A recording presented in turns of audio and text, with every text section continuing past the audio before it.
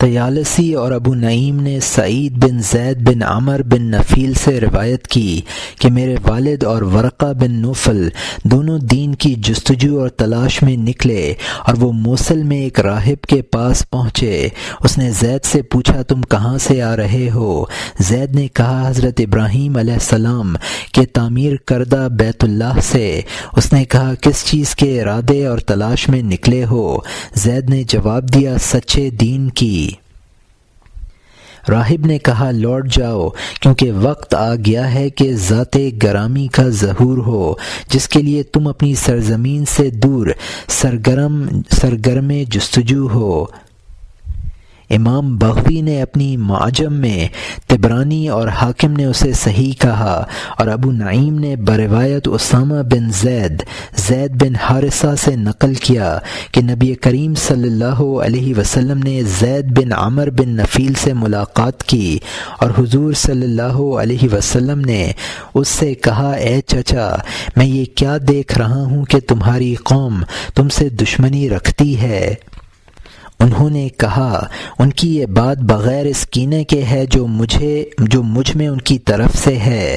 دراصل بات یہ ہے کہ میں نے ان کو گمراہی پر دیکھا تو دین حق کی جستجو میں گھر سے نکلا اور جزیرے میں ایک بزرگ کے پاس پہنچا اور اس سے اپنے سفر اور آمد کا مقصد بیان کیا۔ اس نے پوچھا تم کن لوگوں سے ہو؟ میں نے کہا اہل بیت اللہ سے۔ اس نے کہا بلا شبہ تمہارے شہر میں وہ نبی یا تو پیدا ہو چکا ہے یا ہونے والا ہے، کیونکہ اس کا ستارہ طلوع ہو چکا ہے، لہٰذا تم جاؤ اس کی تصدیق کرو اور ایمان لاؤ۔ میں یہ سن کر لوٹ آیا اور راہب کے قول کے بارے میں مجھے کچھ پتہ نہ چلا۔ یہاں مترجم نے حاشیے میں لکھا ہے کہ یہ حضرات بتوں کے پرستش سے بیزار تھے، کسی کی الوہیت کے قائل نہ تھے۔ ان میں زید سب سے زیادہ مشہور تھے۔ یہ خانہ کعبہ میں اکثر بیٹھتے تھے اور قریشیوں سے کہتے کہ تم نے دین حنیف سے ہٹ کر جو راہ اختیار کر لی ہے اس سے باز آ جاؤ۔ حضرت خدیجہ رضی اللہ عنہا وحی اول کے نزول کے بعد پرہیبت حالات سن کر حضور سرور عالم صلی اللہ علیہ وسلم کو ورقہ بن نوفل کے پاس لے گئی تھیں تاکہ ان سے تصدیق ہو سکے۔ اور یہاں حاشیہ ختم ہوتا ہے۔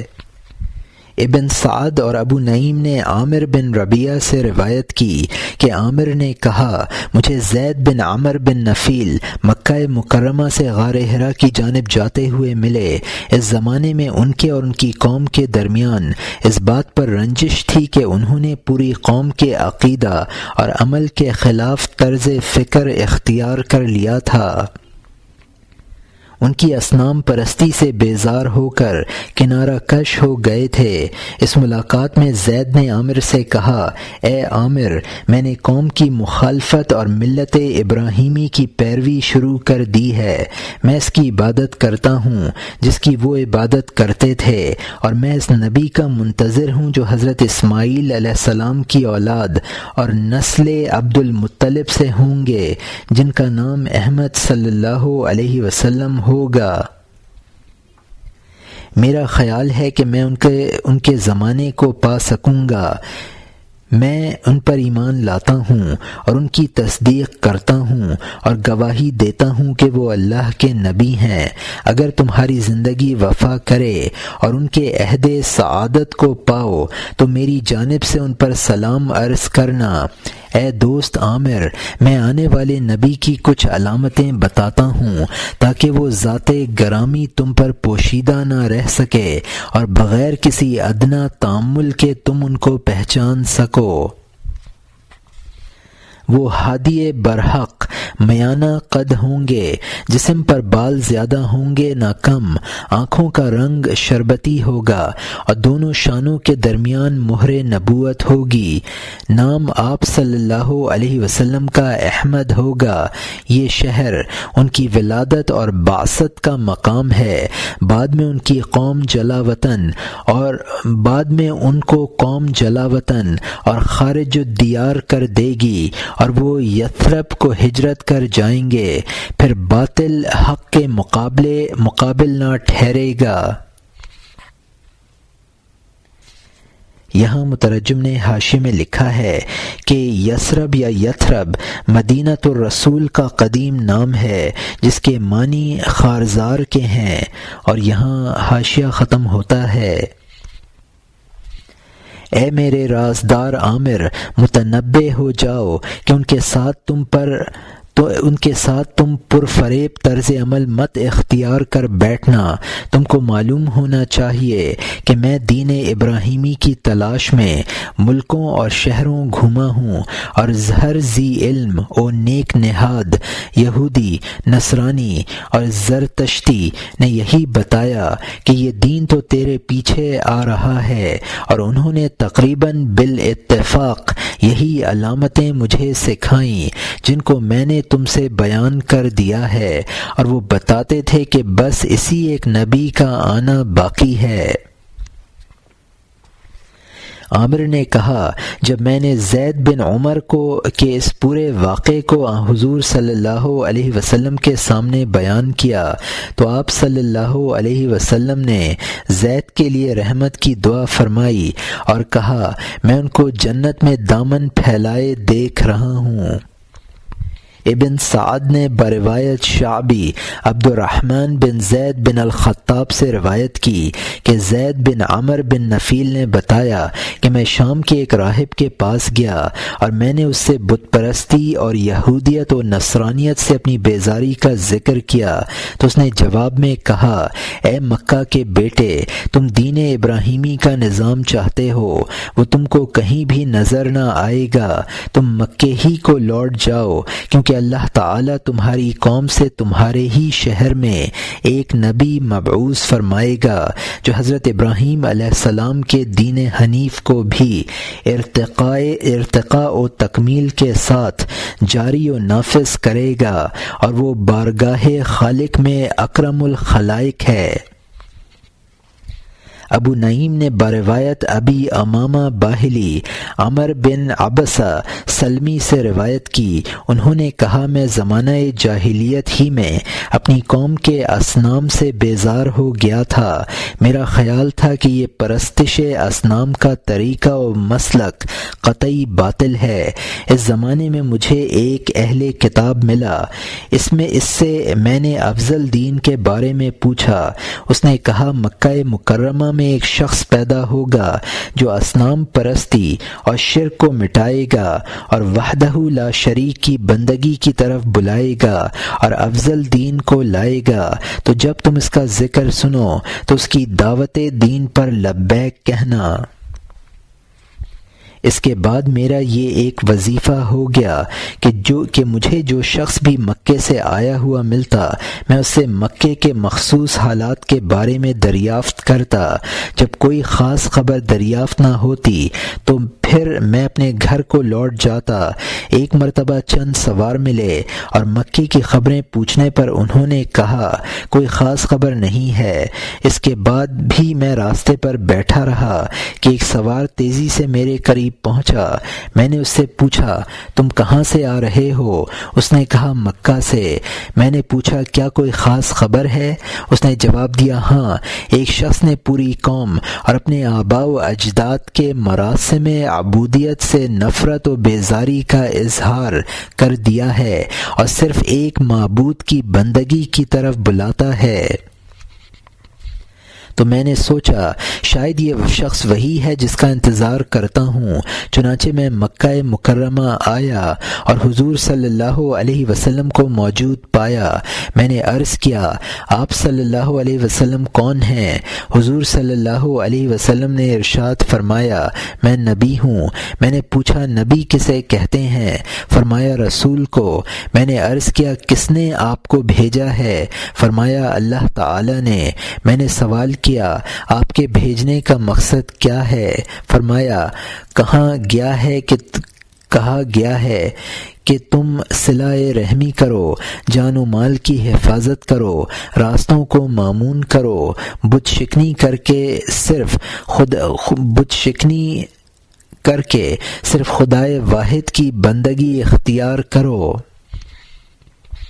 میں نے شگفتہ دلی کے ساتھ عرض کیا بہت خوب، کیا ہی اچھا باتوں کے لیے آپ کو بھیجا گیا ہے، لہٰذا میں اطمینان قلب کے ساتھ شہادت دیتا ہوں کہ آپ صلی اللہ علیہ وسلم کی رسالت پر ایمان لایا اور آپ صلی اللہ علیہ وسلم کی تصدیق کی۔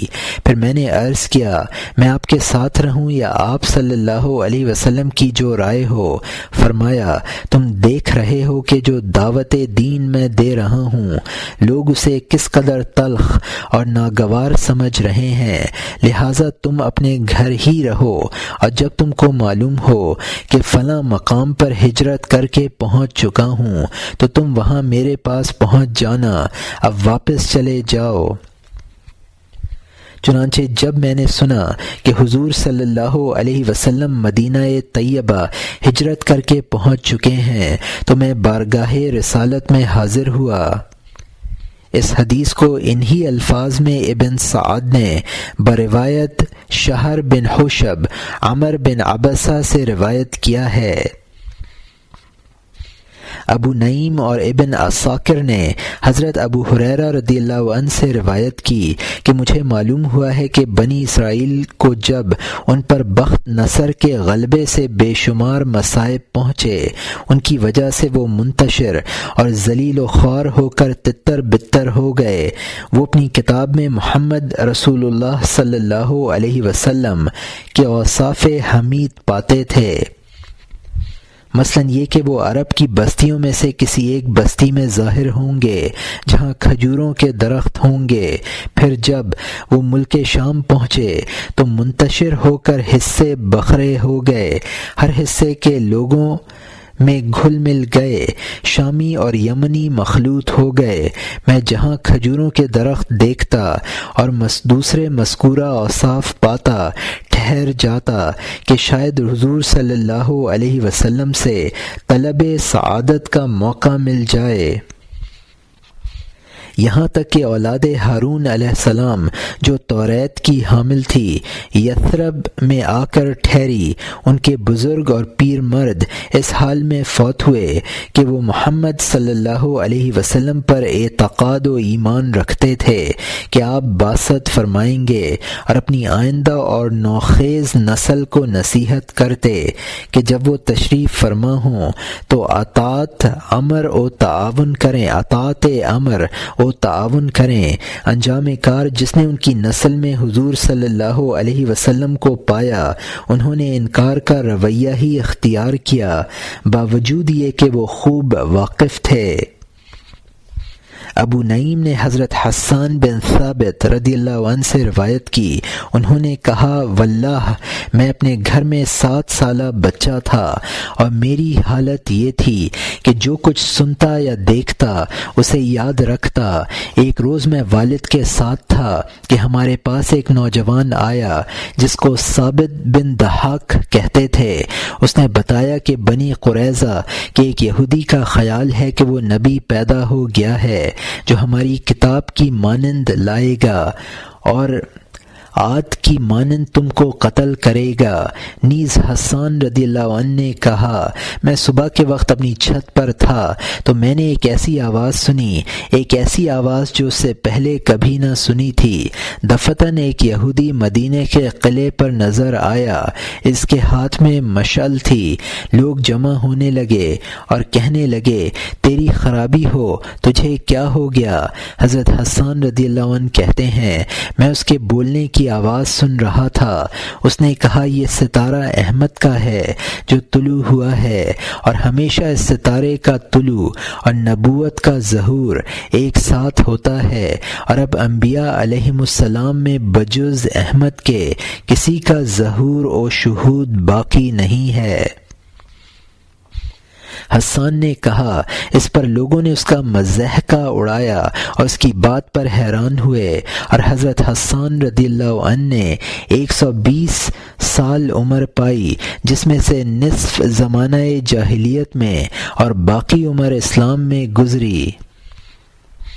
واقدی اور ابو نعیم نے حویصہ بن مسعود رضی اللہ عنہ سے روایت کی کہ ہم اور یہود باہم ذکر کیا کرتے تھے کہ ایک نبی مکہ مکرمہ سے مبعوث ہوگا اور یہ نبی آخر ہے، یہ کتاب ہماری کتابوں میں ہے، نیز یہ کہ وہ ان اوصاف کے حامل ہوں گے اور اس طرح ظہور فرمائیں گے۔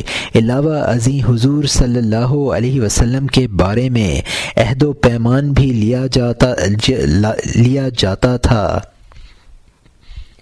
حویصہ نے کہا میں زمانے میں کمسن تھا، جو دیکھتا یاد رکھتا اور جو سنتا اسے نہ بھولتا۔ اسی زمانے میں نے ایک مرتبہ قبیلہ بنی اشہل کی جانب سے شور و غل کی آوازیں سنی، جس کی وجہ سے لوگوں کو اندیشہ اور خوف ہوا اور خیال کیا کہ کوئی بات ضرور ہے۔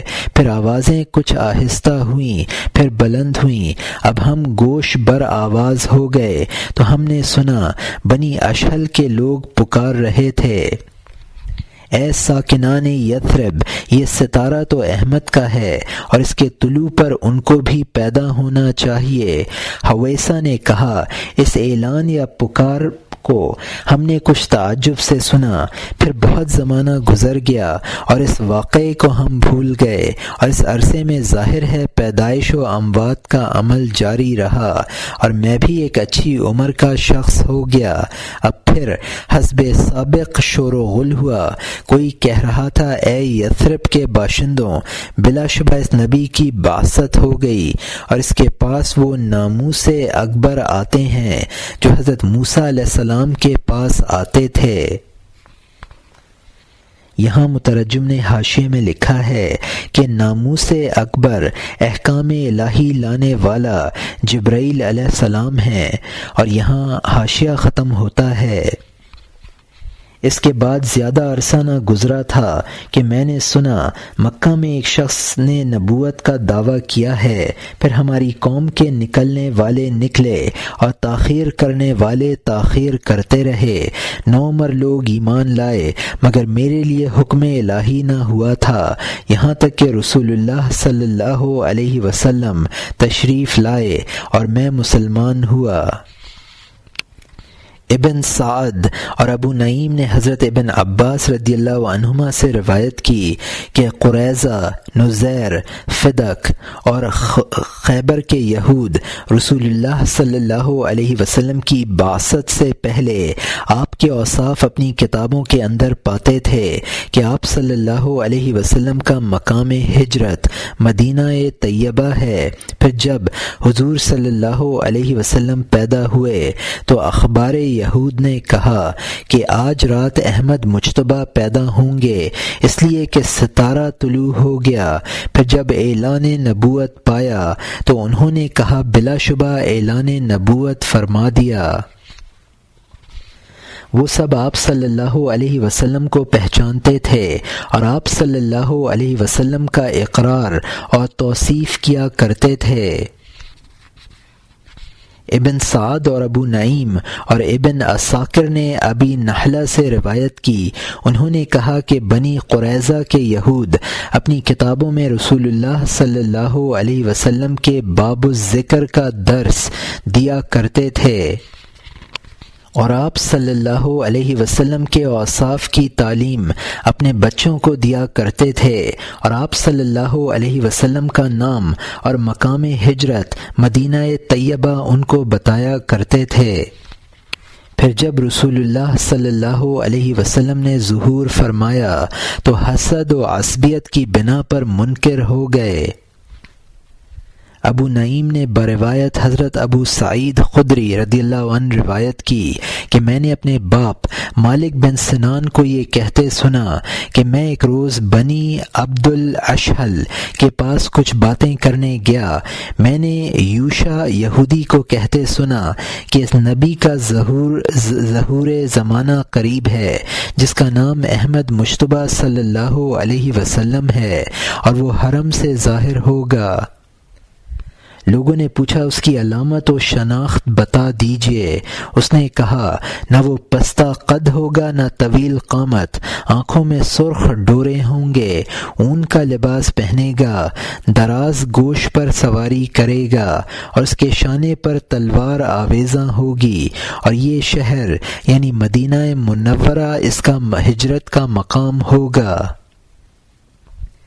اس کے بعد میں اپنی قوم بنی فدرہ لوٹ آیا۔ میں نے یوشا سے جو کچھ سنا تھا اس پر تعجب کر رہا تھا کہ اپنے قبیلے کے ایک شخص کو کہتے سنا کہ تنہا یوشا اس بات کو نہیں کہہ رہا تھا بلکہ یثرب کا ہر یہودی یہی بات کہہ رہا تھا۔ پھر میں بنی قریظہ کے پاس آیا تو وہ سب مجتمع تھے اور نبی آخر الزماں کا ذکر کر رہے تھے۔ زبیر ابن باطا نے کہا کہ وہ سرخ ستارہ طلوع ہو گیا جو کسی نبی کے ظہور کے وقت طلوع ہوتا ہے، اور اب احمد مجتبیٰ صلی اللہ علیہ وسلم کے ظہور کے سوا کسی اور نبی کی آمد باقی نہیں، اور یہ شہر مدینہ اس کی ہجرت کا مقام ہے۔ ابو نعیم نے بروایت محمود بن لبید محمد بن سلمہ سے نقل کیا، انہوں نے کہا کہ قبیلہ بنی عبد الاشحل میں ایک ہی یہودی ایسا تھا جس کا نام یوشا تھا۔ میں نے اس کو یہ کہتے ہوئے سنا کہ اس گھر کی طرف سے اس نبی موعود کے ظہور کا وقت قریب ہے، جو کوئی اس کو پائے تصدیق کرے۔ محمد بن سلمہ نے کہا حضور صلی اللہ علیہ وسلم کی بعثت کے بعد ہم تو اسلام لے آئے، مگر لوگوں کو بتانے والا وہ یہودی نہ صرف منکر رہا بلکہ اس نے حسد اور بغاوت کی راہ اختیار کی۔ ابو نعیم نے عبداللہ بن سلام سے روایت کی کہ طبع نے اپنی وفات سے پہلے حضور صلی اللہ علیہ وسلم کی تصدیق کر دی، اس وجہ سے کہ یثرب کے یہود نے اس کو خبردار کر دیا تھا۔ یہاں مترجم نے حاشیے میں لکھا ہے کہ سرور کونین صلی اللہ علیہ وسلم کی ولادت اور آپ کے مبعوث ہونے کی خبریں علماء یہود اور رہبانوں نے اس کثرت سے دی تھیں کہ ان تمام کا یہاں ذکر کرنا دشوار ہے۔ خود ان کی کتابوں توریت و زبور میں یہ بشارتیں موجود ہیں جن کو برصغیر کے فاضل زبان عبرانی مولوی عنایت رسول مرحوم و مغفور نے اپنی تصنیف بشرا میں مع ترجمہ جمع فرما دیا ہے۔ اور یہاں حاشیہ ختم ہوتا ہے۔ ابن سعد نے بروایت اکرمہ ابن عباس رضی اللہ عنہما سے اور انہوں نے ابی بن کعب رضی اللہ عنہ سے روایت کی کہ جب طبع مدینہ آیا اور وادی قنات میں اترا تو اس نے احبار یہود کو کہلا بھیجا کہ میں شہر کو تباہ و برباد کر دوں گا، تو شامون نے اس کا جواب دیا اے بادشاہ، بلا شبہ یہ وہ شہر ہے جس میں بنی اسماعیل کا آخری نبی صلی اللہ علیہ وسلم اپنی مولد یعنی مکے سے ہجرت کر کے سکونت پذیر ہوگا، جس کا نام احمد مرقوم ہے، اور تمہارے پڑاؤ کا میدان جانثاران احمد اور دشمنان نبوت کی مارکہ آرائی اور مہمات امور کے واقع ہونے کا میدان ہے۔ طبع نے پوچھا، اس نبی سے جنگ کرنے والے کون لوگ ہوں گے؟ شامون نے جواب دیا، اس کی اپنی قوم حملہ آور ہوگی۔ طبع نے پوچھا، اس نبی کا مزار کہاں ہوگا؟ شامون نے کہا، اسی شہر میں۔ طبع نے پوچھا، لڑائی کا نتیجہ کس کے حق میں ہوگا؟ شامون نے جواب دیا، کبھی تو ان کے حق میں ہوگا اور کبھی اہل باطل مخالفین کے حق میں۔ اور اس مقام پر جہاں تم فروکش ہو، یہاں نبی اللہ کو زحمت برداشت کرنا پڑے گی، اور اس جنگ میں ان کے اتنے مجاہد شہید ہوں گے کہ شاید کسی اور جنگ میں نہ ہوں گے۔ اس کے بعد اس نبی کے لیے نیک انجام ہوگا اور وہ غالب ہو جائیں گے، اور امر نبوت میں کوئی ان سے اختلاف کرنے والا نہ رہے گا۔ طبع نے پوچھا، اس نبی کی شان اور وصف کیا ہے؟ اس کے جواب میں شامون نے کہا، وہ نہ پستہ قد ہوں گے نہ طویل، ان کی آنکھوں میں سرخی ہوگی، اونٹ پر سواری کریں گے، امامہ کی بندش میں شملہ ہوگا، اکثر تلوار شانے پر آویزاں ہوگی، جو بھی طاقت ان کے کاموں میں مزاحم ہوگی وہ اس کو پاش پاش کر دے گا، اور بالآخر اس کا دین غالب ہو جائے گا۔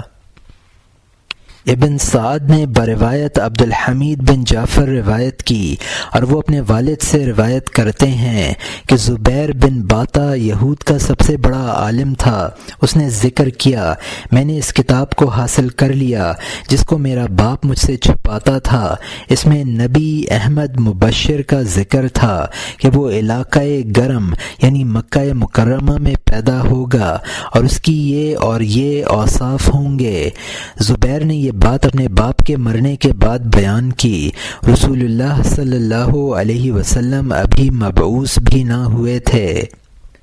اس کے بعد انہوں نے سنا کہ نبی صلی اللہ علیہ وسلم مکہ مکرمہ میں ظہور فرمایا ہے، تو زبیر نے اس کتاب کو چھپا دیا اور نبی صلی اللہ علیہ وسلم کے بارے میں تجاہل عارفانہ برتتے ہوئے انکار کا رویہ اختیار کر لیا۔ ابو نعیم نے سعد بن ثابت سے روایت کی کہ بنو قریظہ اور بنو نذیر کے یہودی حضور صلی اللہ علیہ وسلم کا ذکر آپ صلی اللہ علیہ وسلم کی علامتی نشانات کے ساتھ کیا کرتے تھے۔ پھر جب سرخ ستارہ طلوع ہوا تو انہوں نے خبر دی وہ نبی پیدا ہو گیا، اور اس کے بعد کوئی نبی نہیں ہے، اس کا نام احمد ہے، وہ ہجرت کر کے یثرب میں آئے گا۔ پھر جب نبی کریم صلی اللہ علیہ وسلم مدینہ طیبہ تشریف لائے اور قیام فرمایا تو انہوں نے انکار کیا اور حسد و بغاوت کی روش اختیار کی۔ ابو نعیم نے زیاد بن لبید سے روایت کی کہ وہ مدینہ طیبہ کے قلعوں میں سے ایک قلعہ میں تھے۔ انہوں نے سنا، اے یثرب کے لوگو، خدا کی قسم سلسلہ نبوت بنی اسرائیل سے منقطع ہو گیا، کیونکہ نبی الآخر کی ولادت کا ستارہ افق پر نمودار ہو گیا ہے، اور آپ صلی اللہ علیہ وسلم کا مقام ہجرت مدینہ طیبہ ہے۔ ابن سعد اور ابو نعیم نے عمارہ بن خزیمہ بن ثابت سے روایت کی، اور وہ اپنے باپ سے روایت کرتے ہیں کہ قبائل اوس و خزرج میں ابو عامر سے زیادہ کوئی شخص حضور صلی اللہ علیہ وسلم کی توصیف کرنے والا نہ تھا۔ یہود بھی اس کو پسند کرتے اور مسائل دریافت کرتے تھے، نیز وہ ان کو حضور صلی اللہ علیہ وسلم کی آمد کا مستہ اور ہجرت و اوصاف کے تذکرے سناتا۔ پھر وہ تیحا کے یہودیوں کے پاس گیا تو انہوں نے بھی اس کے خیال کی تائید کی۔ اس کے بعد وہ شام گیا اور نصارہ سے تبادلہ خیال کیا تو انہوں نے منجملہ اوصاف کے ایک یہ بھی بتایا کہ ہجرت کے بعد ان کا مرکز یثرب ہوگا۔ اس کے بعد ابو عامر لوٹ آیا اور کہنے لگا میں دین حنیفہ پر ہوں۔ ترک دنیا، رہبانیت، لباس صوف اس کی وضع قطع تھی اور وہ ظہور نبوت کا انتظار کرتا تھا۔ جب رسول اللہ صلی اللہ علیہ وسلم کی بعثت ہوئی تو وہ اپنے حالات میں مگن رہا اور حضور صلی اللہ علیہ وسلم کی زیارت کا شرف حاصل نہیں کیا۔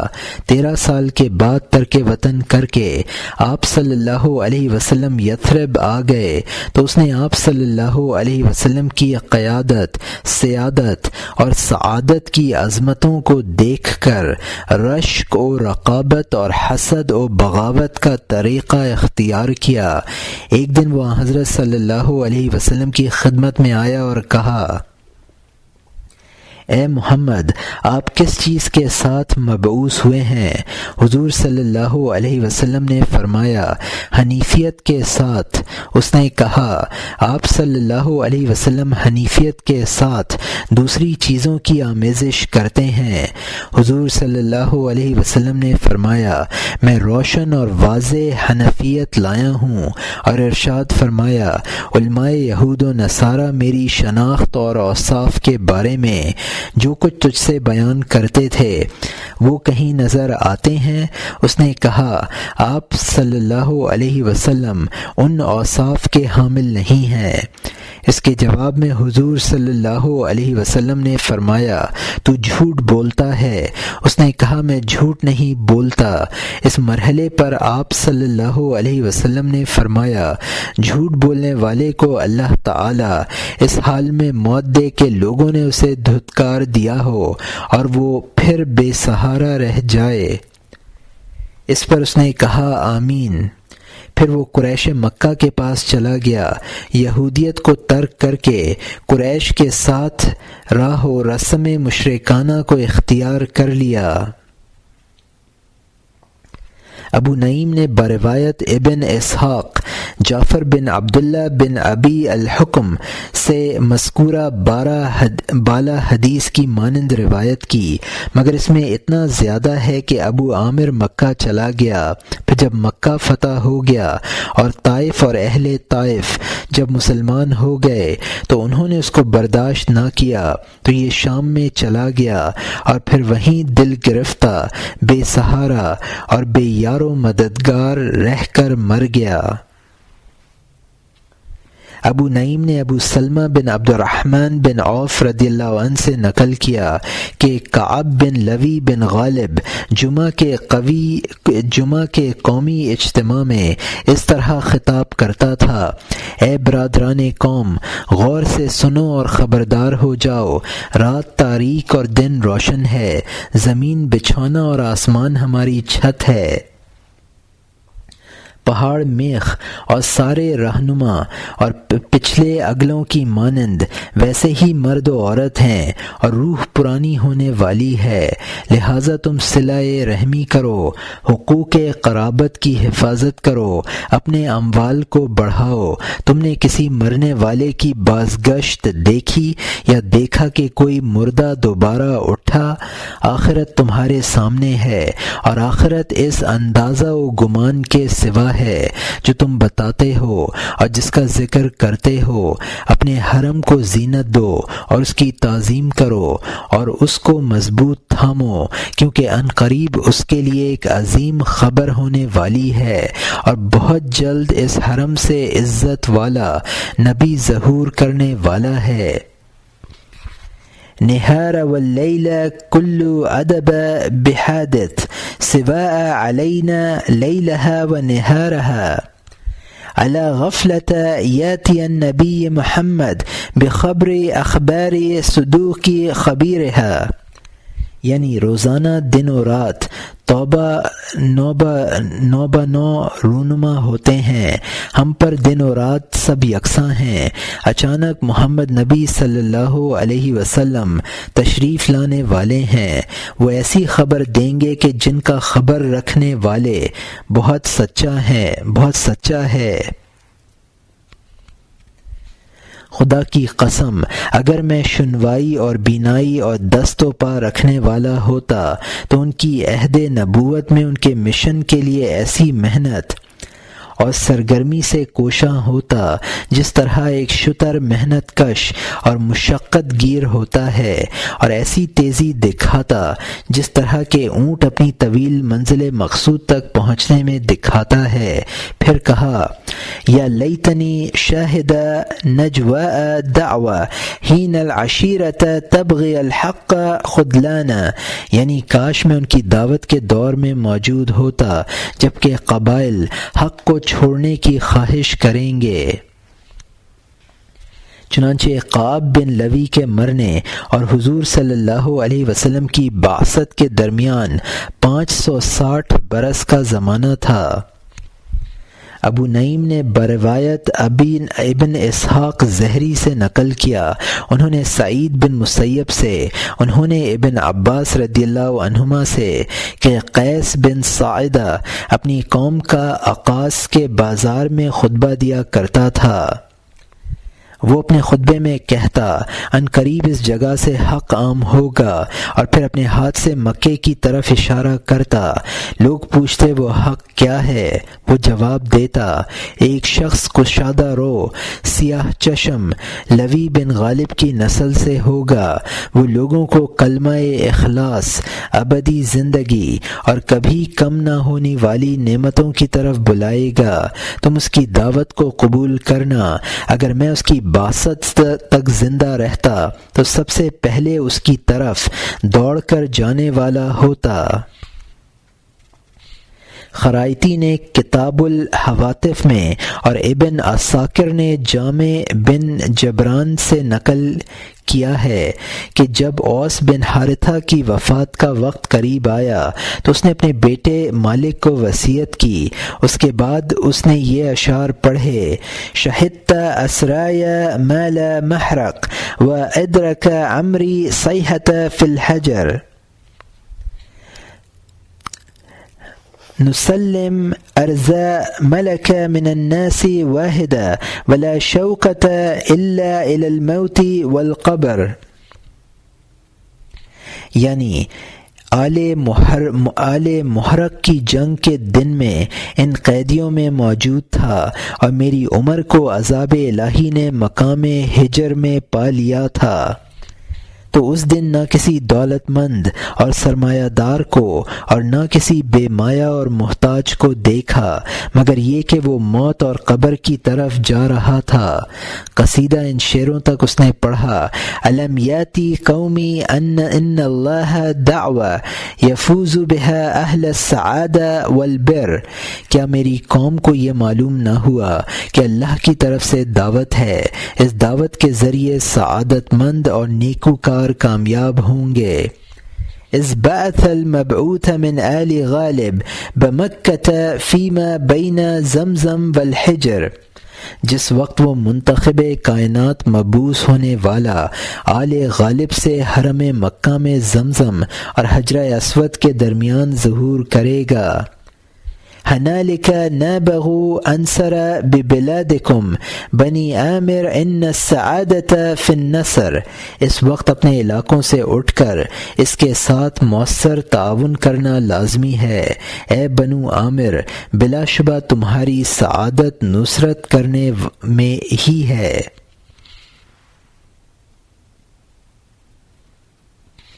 ابن سعد نے حرام بن عثمان انصاری سے نقل کیا کہ اسد بن رزاق اپنی قوم کے 40 افراد کے ساتھ بغرض تجارت شام پہنچا تو اس نے خواب میں دیکھا کہ کسی آنے والے نے کہا اے ابو امامہ، مکہ مکرمہ سے ایک نبی ظہور فرمائے گا، تم اس کی پیروی کرنا، اور اس سلسلے کی ایک علامت یہ ہے کہ تم ایک ایسی منزل پر اترو گے کہ تمہارے ساتھیوں کو مصیبت مصیبت پہنچے گی مگر تم محفوظ رہو گے، اور فلاں کی آنکھ میں برچھے کی بھال لگ جائے گی۔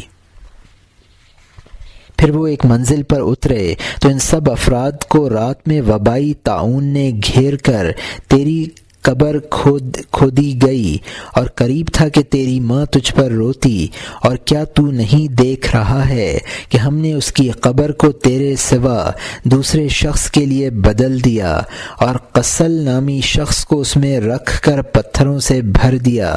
تو کیا اب تو اس نبی مبشر پر ایمان لائے گا اور اپنے رب کے ساتھ شکر و سپاس اور ابنائے نو کے ساتھ صلہ رحمی کا رویہ اختیار کرے گا، اور مشرب ضلالت اور مشرکانہ جہالت کو چھوڑ دے گا؟ میں نے پر اخلاص انداز میں عرض کیا، ہاں ضرور ایمان لائے گا، لہٰذا مجھے چھوڑ دیا گیا ہے۔ لوگوں نے اس عجیب واقعے کے بعد قسل نامی شخص اور اس کے حالات دریافت کرنے ایک جماعت کو روانہ کیا، جس کی تحقیقات یہ تھی کہ واقعی وہ مر چکا اور اسی گڑھے میں اس کو دبا دیا گیا ہے۔ عمیر اس واقعے کے بعد عرصہ دراز تک زندہ رہا، یہاں تک کہ عہد رسالت آیا اور وہ حلقہ اسلام میں داخل ہوا۔ حضرت ابو بکر صدیق رضی اللہ عنہ کا قبول اسلام۔ ابن عساکر نے تاریخ دمشق میں کعب سے نقل کیا کہ حضرت ابو بکر صدیق رضی اللہ عنہ کا اسلام قبول کرنا بذریعہ وحی تھا۔ وہ اس طرح کہ آپ بغرض تجارت شام گئے، وہاں اپنے خواب دیکھا اور بحیرہ راہب سے بیان کیا۔ بحیرہ نے پوچھا، تم کہاں کے رہنے والے ہو؟ انہوں نے جواب دیا، تہامہ کے شہر مکہ کا۔ بحیرہ نے سوال کیا، تمہارا تعلق کس قبیلہ سے ہے؟ حضرت ابو بکر رضی اللہ عنہ نے فرمایا، قبیلہ قریش سے۔ بحیرہ نے پھر سوال کیا، آپ کا ذریعہ معاش کیا ہے؟ حضرت صدیق اکبر رضی اللہ عنہ نے جواب دیا، تجارت۔ بحیرہ راہب نے اپنے سوالات کے جواب پانے کے بعد خواب کی یہ تعبیر کی کہ اللہ تعالیٰ تمہارے خواب کو حقیقت بنا کر مشاہدے میں اس طرح لائے گا کہ تمہاری قوم میں سے ایک نبی کو مبعوث فرمائے گا، اور تم اس نبی کے صاحب معتمد اور مشیر اعلیٰ ہوگے، اور وفات کے بعد خلیفہ نبی ہوگے۔